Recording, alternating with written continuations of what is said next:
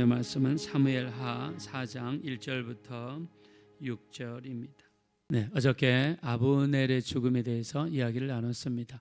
아브넬은 사울왕 시절에 군대장관으로서 사울왕의 큰 힘이 되었던 사람입니다.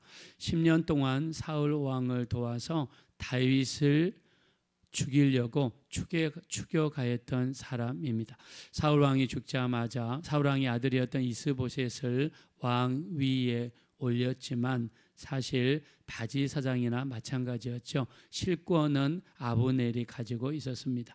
아브넬과 이스보셋의 관계는 당숙과 조카의 관계입니다. 사울 왕과 아브넬 장군의 관계는 사촌 관계라고 말씀을 드렸습니다. 자, 조카뻘이니까 나이가 어렸을 것입니다. 자, 삼촌뻘로서 당숙으로서 모든 실권을 잡고 좌지우지했었죠. 자, 사람이 권세가 세지면 반드시 비리가 나오게 되어 있죠. 사울 왕의 첩이었던 여자를 자기 여자로 만들었습니다. 이스보셋 왕 입장에서는 아버지의 첩을 당숙이 사촌관계였던 당숙이 아버지와 사촌관계였던 당숙이 함부로 취한 것을 볼 수가 없겠죠. 그래서 자제하라고 한마디 했더니 그것 때문에 토라져 가지고 감정을 풀지 아니하고 급기야 큰 일을 저질러 버리고 말죠. 다윗을 찾아가 자기가 이스라엘 모든 것을 통일시킬 수 있는 것처럼 그리고 이스라엘 전체를 다윗에게 바칠 것처럼 이렇게 이야기를 하게 됩니다. 자, 아브넬의 이 동기는요 이스보셋과 엇갈림에서 시작이 되었고 이로 말미암아 새로운 권력에 빌붙어서 계속해서 연명하려는 그런 의도를 가지고 있었습니다. 하나님께서 다윗을 사랑하셨고 이런 다윗을 위하여 아브넬을 제거하셨던 하나님의 모습을 어저께 나눴습니다. 자, 이스보셋의 입장에서 보겠습니다. 자기는 아직 어립니다. 다윗처럼 군사력도 세지 않습니다. 그나마 믿고 의지하였던 국방부 장관 아브넬이 죽었습니다. 자, 얼마나 놀랐는지 성경에서는 오늘 사무엘하 4장은요 이스보셋의 놀라움으로 성경을 시작을 합니다. 자, 우리 한번 1절 보겠습니다. 시작. 사울의 아들 이스보셋은 아브넬이 헤브론에서 죽었다 함을 듣고 손에 맥이 풀렸고 온 이스라엘이 놀라니라. 자, 아브넬이 죽었다는 이 소식이 이스보셋 왕의 맥이 풀릴 정도로 손이 맥이 풀렸다는 말은 온 몸에서 힘이 다 빠졌다는 이야기죠. 힘이 빠졌으니까 뭐 일어날 힘이 있었는지 모르겠지만 엄청나게 놀랬던 것 같습니다. 더 나아가 온 이스라엘이 놀랐다라고 그랬어요. 그러니까 아브넬 국방부 장관의 죽음이 큰 충격을 북쪽에 있는 이스라엘에게 가져온 것 같습니다. 자, 지파로 보면 북쪽에는 11개 지파가 있습니다. 남쪽에는 유다 지파 하나에 있습니다. 자, 그 유다 지파의 수도가 헤브론이고 그 헤브론에서 다윗이 왕으로 지금 있는 시기입니다. 자, 이스보셋 입장에서는 힘들고 어려웠겠죠. 그래서 누구를 세우느냐? 새로운 군 지휘관들을 한 명이 아니라 2명을 세우게 됩니다. 자, 이 아브넬의 죽음에서 좀 교훈을 얻었던 것 같습니다. 군대를 지휘하는 사람 한 명을 세워놨더니 그 한 명이 죽으니까 충격이 크더라는 것입니다. 그래서 이번에는 좌의정, 우의정식으로 2명의 군 지휘관들을 선택해서 자기 옆에 세웠습니다. 자, 그 사람들이 누군지 한번 2절 보겠습니다. 시작. 사울의 아들 이스보셋에게 군 지휘관 2사람이 있으니 한 사람의 이름은 바나요 한 사람의 이름은 레갑이라. 베냐민 족속 부엘의 사람 림몬의 아들들이더라. 부엘도 베냐민 지파에 속하였으니. 아멘. 자, 보십시오. 이스보셋은 지금 심신이 나약하고 그 다음에 왕권을 지켜야 되는 이런 큰 사명을 가지고 있습니다. 자, 그러면 일반적으로 대통령이나 왕이든지 간에 자기를 도울 사람들을 세울 때 누구를 세웁니까? 대부분 자기와 가까운 사람, 자기와 뜻이 맞는 사람, 우리나라 같은 경우는 주로 학연이나 지연이나 자기와 똑같은 고향을 선택하는 경우가 많습니다.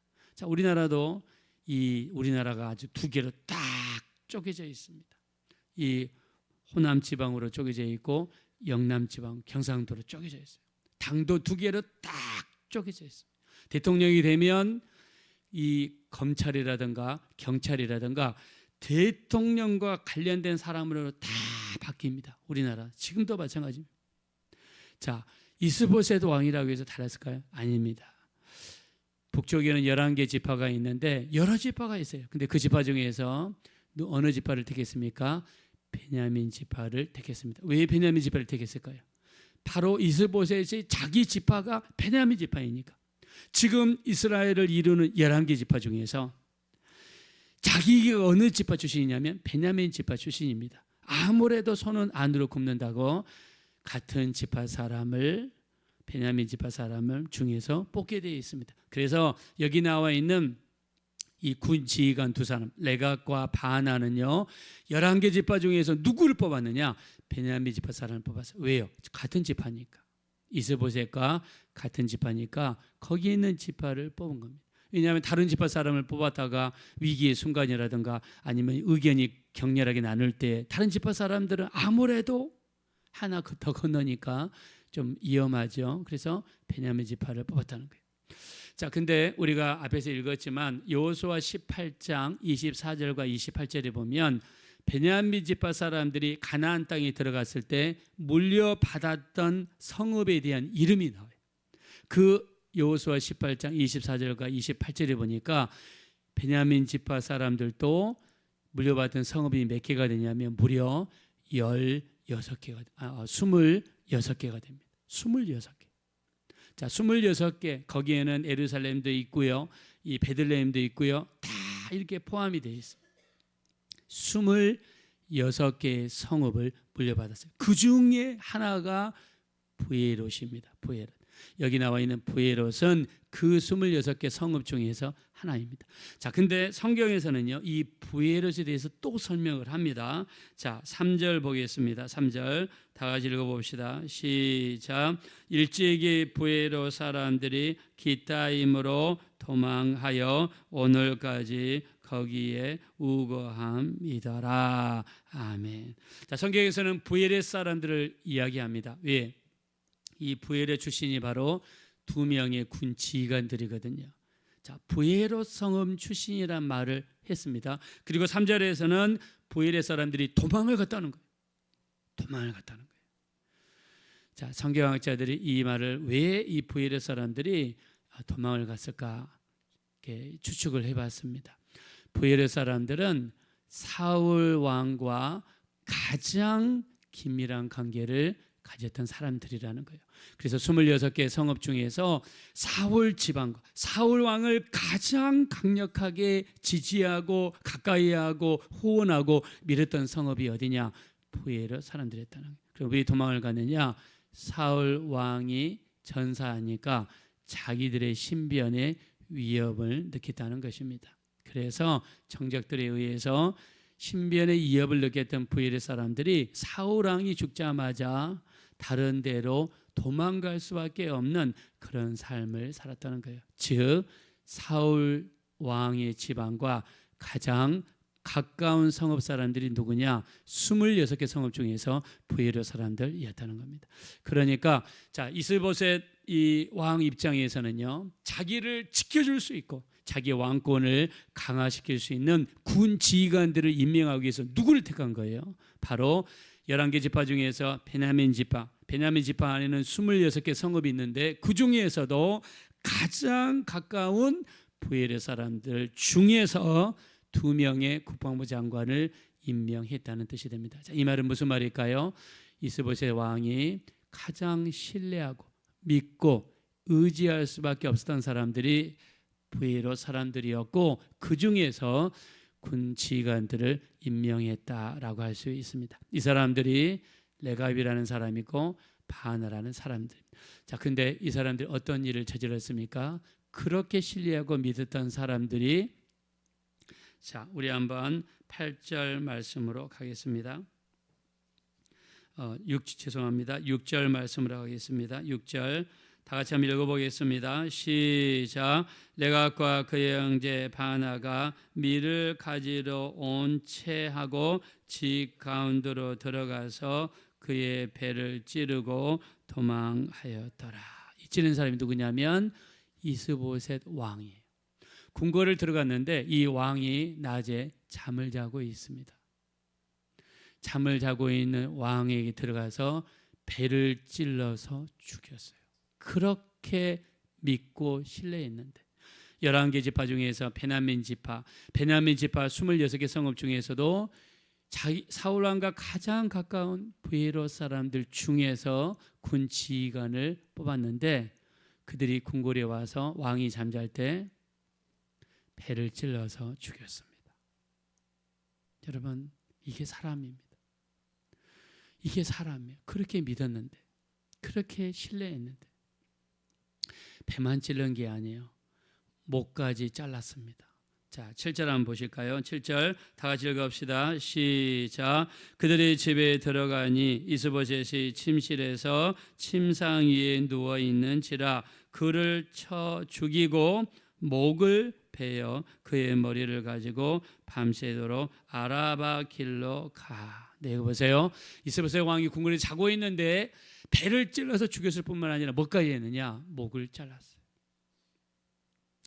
여러분, 목을 잘랐다는 이야기는 무슨 말일까요?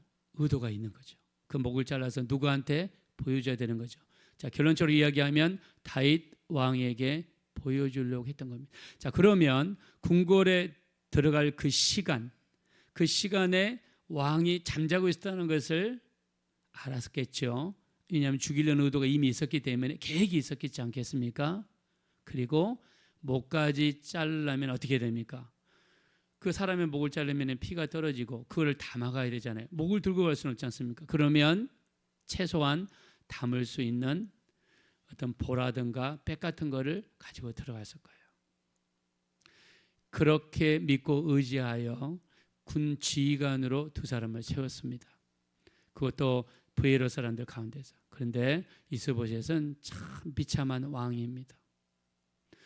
엄격결의 왕이 되었는데 그렇게 믿고 신뢰한다고 생각했던 이 두 사람에게 배신을 당했고 배신뿐만이 아니라 죽임을 당했습니다. 여러분, 이것이 사람입니다. 자, 우리가 그렇게 신뢰했던 사람이 어느 날 순간에 내 발등을 찍어요. 더 심한 경우에는 등에 칼을 꽂는 수도 있습니다. 여러분, 이번 계엄 사태 보십시오. 대통령이 믿었으니까 충안고등학교 고등학교 후배들을 다 자기 그 요직에다 앉혔죠. 그리고 계엄을 했습니다. 자, 그럼 계엄이 끝났습니다. 이제 경찰에 검찰에 끌려가가지고 그 사람들이 대통령이 자기한테 무슨 말을 했는지 다 지금 불고 있습니다. 그들이 푸는 말만 딱 들으면 명백한 내란입니다. 제가 볼 때 대통령 빠져나올 수 있는 구멍은 없어요. 그들이 다 풀었어요. 다 풀었습니다. 그거는 명백한 내란이에요. 우리가 내가 아무리 믿고 신뢰해가지고 여러분 내가 맡겼어도 그 사람은 어느 순간에 우리를 배신할지 몰라요. 여러분, 성경에서 보세요. 예수님의 12제자 중에서 예수님을 판 사람이 나오잖아요. 가룟 유다 같은 사람은 그 예수님을 따라했던 수만 명의 사람들 중에서 예수님을 고소하고 예수님을 팔고 은삼실 받은 사람이 누굽니까? 예수님의 12제자예요. 12제자가 제자 중에 한 사람이 예수님을 팔아요. 여러분, 자기가 3년 동안 먹이고 입히고 데리고 다니고 교육을 시키고 그 수만 명의 사람들 중에서 골라서 예수님 가장 가까이 뒀던 제자 중에 한 사람이 예수님을 팔아요. 자, 예수님이 이렇게 한 사람이 어떻게 했습니까? 예수님은 경고를 했습니다. 나와 같이 그릇에 손을 놓고 있는 그가 나를 팔리라. 이 말은 그 가룟 유다를 사랑하셔서 네가 지금 하는 일을 돌이키라는 뜻이에요. 네가 아니어도 이 일을 할 수 있는 사람들은 다른 사람이 있습니다. 왜 근데 네가 그 총대를 매냐는 거예요. 나와 함께 밥을 먹고 있는데 나와 함께 지금 밥그릇에 손을 넣고 있는 자가 나를 팔리라. 그 제자에게 경고하시는 거예요. 돌이키라는 거죠. 그리고 주님은 마지막 날 밤, 목요일 날 밤에 제자들에게 식사하시고 나서 의자에 앉히시고 발을 내밀어 하시더니 수건을 허리에 동이시고 디아의 물을 가져다가 가룟 유다의 발까지 씻어주셨어요. 자기를 배신할 사람, 자기를 팔 사람. 그리고 주님은 끝까지 제자들을 사랑하셨습니다. 여러분, 성경이 이렇게 이야기합니다. 원수가 줄이거든 먹을 것을 줘라. 목마르거든 마실 것을 줘라. 그리함으로 숯불을 그 사람 머리에 쌓아둬라. 원수가 없는 것이 내게 있으니 내가 갚으리라. 우리 하나님 말씀하십니다. 사람은요, 이렇게 자기 이익을 따라 이해타산에 의해서 움직이는 것이 사람입니다. 그럼 우리는 어떻게 할까요? 사람이 그렇다는 것을 알고 우리는 그저 그들을 위해서 기도해주고 그들을 그냥 사랑해주는 대상으로 바라보는 겁니다. 너무 사람을 크게 믿을 필요 없어요.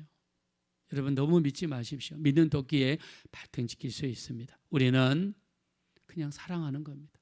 그리고 이해하는 겁니다. 그렇지, 사람은 원래 내 임신하는 존재이지, 이렇게 생각하면서 받아주면 됩니다. 예수님처럼 자기를 파는 가룟 유다를 향해서 끝까지 사랑해 주시고 발까지 씻었던 것처럼 그냥 하나님께 맡기는 것입니다. 자, 이렇게 찾아온 이 두 사람, 다윗이 어떻게 했을까요? 잘했다. 그렇지 않아도 나는 왕이 되고 싶었는데 잘했다 이렇게 했나요? 아닙니다. 그들을 심판했습니다. 그 자리에서 죽였습니다. 여러분, 다윗이 통일 이스라엘의 왕이 못돼서 안 되는 게 아닙니다. 다윗에게 가장 중요한 것은 무엇입니까? 하나님의 때를 기다리는 겁니다. 내가 마음대로 때를 만들고 내 마음대로 움직이고 내 마음대로 했다가 다윗은 너무나 큰 대가를 지불했어요. 자기 600명의 병사들이 자기를 향하여 돌을 드는 것까지 경험했습니다. 다윗은 자기 마음대로 하지 않았어요. 가장 중요한 것은 하나님의 때를 기다리고 하나님의 뜻대로 움직이는 것이 다윗에게 가장 중요했습니다. 여러분에게도 우리 뜻대로 감정대로 우리 마음대로 하는 것이 아니라 하나님의 뜻대로 하나님의 때에 움직일 수 있는 우리가 되어야 될 줄로 믿습니다. 자, 예수님도 이 땅에 오셔서 우리에게 하나님의 아버지의 뜻을 이야기하셨습니다. 우리 마태복음 6장 9절부터 13절에 보면 주기도문을 말씀하시죠. 하늘에 계신 우리 아버지여, 이름이 거룩히 여김을 받으시오며 나라가 임하시오며 뜻이 하늘에서 이루어진 것 같이 땅에서도 이루어지나이다 라고 하시면서 하나님의 뜻이 자신을 통해서 이루어지기를 말씀하셨습니다. 요한복음 4장 34절에 나의 양식은 나를 보내신 아버지의 뜻을 행하며 그의 일을 온전히 이루는 것이니라 라고 하시면서 예수님의 양식은요, 아버지의 뜻을 이루는 것이 오직 아버지의 뜻만을 위해서 살았습니다. 예수님의 기도도 보겠습니다. 마태복음 26장 39절에 보니까 이 잔이 내게서 지나가기를 원하나이다. 그러나 나의 원대로 하지 마옵시고 아버지의 원대로 되기를 원하나이다 라고 하시면서 예수님의 기도도 아버지의 뜻을 구하는 기도였습니다.